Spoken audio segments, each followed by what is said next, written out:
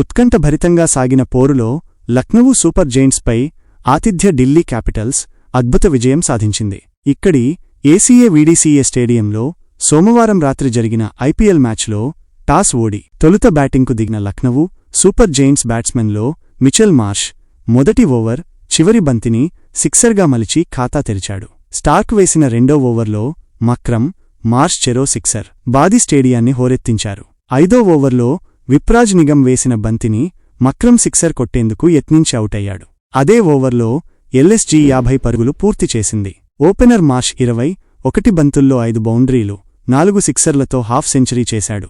ఆ తరువాత deep wicket మీదుగా సిక్సర్ కొట్టగా మరో ఎండ్లో పూరన్ వరుసగా 3 సిక్సర్లు బాది స్కోరు బోర్డును పరిగెత్తించాడు. మిచెల్ మార్ష్ 36 బంతుల్లో 6 బౌండరీలు, 6 సిక్సర్లతో 72 పరుగులు చేసి ముఖేష్ కుమార్ బౌలింగ్లో స్టబ్స్కు క్యాచ్ ఇచ్చి రెండో వికెట్గా పెవిలియన్కు చేరాడు. 13వ ఓవర్లో ఢిల్లీ బౌలర్ స్టబ్స్ను పూరన్ ఊచకోత కోశాడు.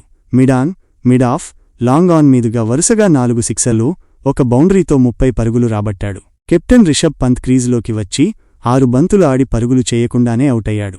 పూరన్ 30 బంతుల్లో 6 బౌండరీలు, 7 సిక్సర్లతో 75 పరుగులు చేసి స్టార్క్ బౌలింగ్లో క్లీన్ బౌల్డ్ అయ్యాడు. ఇన్నింగ్స్ చివరి ఓవర్లో మోహిత్ బౌలింగ్లో మిల్లర్ వరుసగా 2 సిక్సర్లు కొట్టడంతో లక్నో 20 ఓవర్లలో 8 వికెట్లకు 209 పరుగులు చేసింది.